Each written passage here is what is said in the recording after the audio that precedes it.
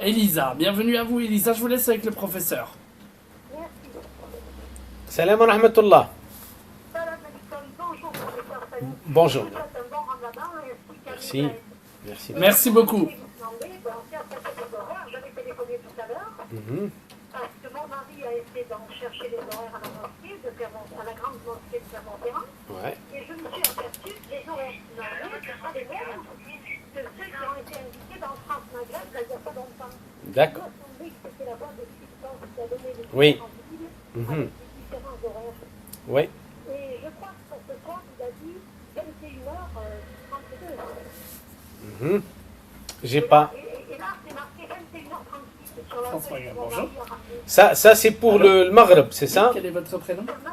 Voilà. En fait, non, je ne crois pas qu'il y ait un vrai Vous les problème, appelez madame, d'où? puisqu'il y a un petit décalage, en fait, en D'accord, réalité. ne quittez pas, Parce que là où va. ça pose un réel problème à Clermont-Ferrand et à partout, concernant les calendriers, c'est le Fajr. C'est là où ça pose un réel problème, il y a un décalage énorme. Mais au niveau du Maghreb, il n'y a rien, en fait. C'est pas un problème de 3 minutes, 4 minutes. C'est un petit décalage qui peut être réparé facilement, puisque nous le savons très bien que le Maghreb, c'est le coucher du soleil, il ne peut pas ne pas être visible pour tout le monde. Vous voyez très bien. En fait, c'est pas... mais là où ça peut poser un problème, ça peut perturber, en fait, en réalité, c'est pour la prière de Fajr, il y a un décalage énorme. Et là, nous l'avons très bien expliqué qu'il y a deux calendriers qui circulent aujourd'hui. Un calendrier qui se base sur le début de l'entrée de Fajr, c'est celui de la mosquée de Paris, à 4h06 pour le Fajr, je parle de Paris, et 4h31 pour le calendrier qui se base sur le retardement de la prière de Fajr.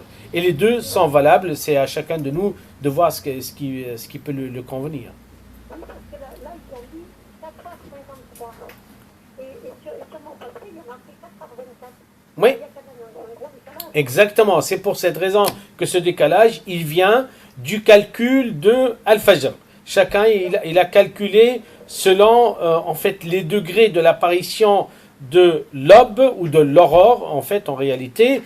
Et c'est pour cette raison qu'il y a cette différence. Alors, il faut que je me base sur ce qu'a donné mon mari dans la feuille, ou sur ce qu'a dit François. Wallahi, c'est comme vous voulez, madame. L'essentiel que vous, lorsque vous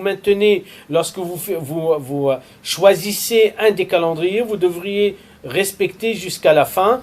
Et c'est important de discuter avec votre mari pour dire, voilà, aujourd'hui nous avons deux calendriers. Un calendrier qui émane de l'UOIF, et là vous pouvez revenir facilement au site de l'UOIF, vous allez trouver tous les horaires du mois de Ramadan dans toutes les villes de France pour être rassuré avec des explications de calcul. Sinon, vous maintenez en fait le calcul de la mosquée de Paris. Tout dépendra. Mais bon, en fait, c'est pas aussi un drame d'avoir deux calendriers, de choisir l'un ou l'autre. Ne vous inquiétez pas. Les deux sont valables. Voilà. Merci vraiment, heureusement que vous êtes là pour nous donner les bons conseils. Alhamdulillah, voilà. barakallahu fik, madame. Allah yajzak khair, Je Inch'Allah. vous passe un bon ramadan à tous. Merci, madame. Lisa. Allez, À bientôt, Inch'Allah. 0880